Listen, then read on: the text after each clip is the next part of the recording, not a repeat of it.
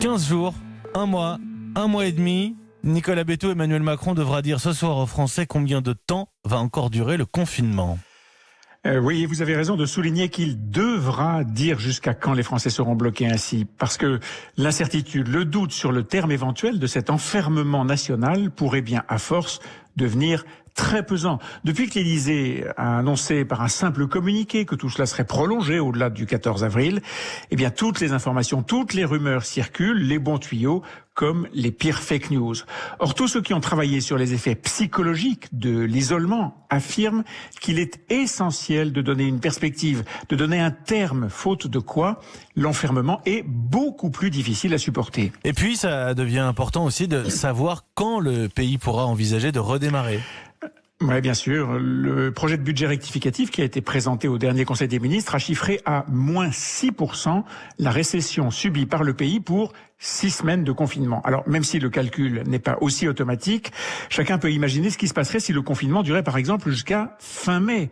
10 semaines, ça voudrait dire quoi? Moins 10% pour l'économie? Ce serait une catastrophe, en partie irréparable. Et puis fin mai, ça veut dire un dernier trimestre quasi inexistant à l'école, et peut-être même une rentrée repoussée à septembre pour les plus jeunes, et donc des indisponibilités prolongées pour les parents, et donc du chômage partiel ou des arrêts maladie garde d'enfants jusqu'à l'été. C'est tout cela que la parole du président doit éclaircir ce soir. Ce sera sa 4e prise de parole depuis le début de la crise et on peut s'attendre à ce que l'audience batte à nouveau des records ?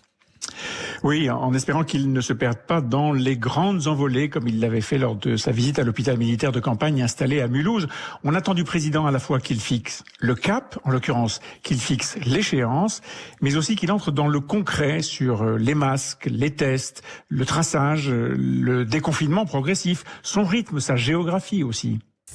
Ça n'est pas, pardonnez-moi, ça n'est pas plutôt au Premier ministre de faire ça, Nicolas? Je veux dire, dans la distribution des rôles entre le chef de l'État et le chef du gouvernement, il y a les grandes décisions d'un côté et la mise en musique de l'autre, non? C'est vrai, c'est la répartition traditionnelle des tâches dans la Ve République, mais dans cette crise d'une ampleur inégalée, s'il y a une chose qui fonctionne jusque-là, c'est le duo Macron-Philippe.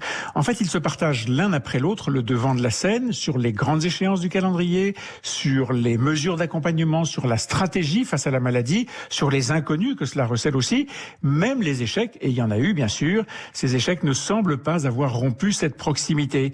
Bon, cette entente entre les deux têtes de l'exécutif paraît même s'être renforcée au fur et à mesure que le dispositif de gestion de crise et de communication se resserrait autour du Premier ministre et gagnait ainsi en efficacité. Bon, c'est une des seules nouvelles rassurantes de cette période irréelle. Elle n'est pas en plus en train de provoquer une crise politique. Merci Nicolas Béthoud, directeur du journal L'Opinion. Votre édito, c'est tous les matins dans la matinale d'Europe 1, juste avant 8h.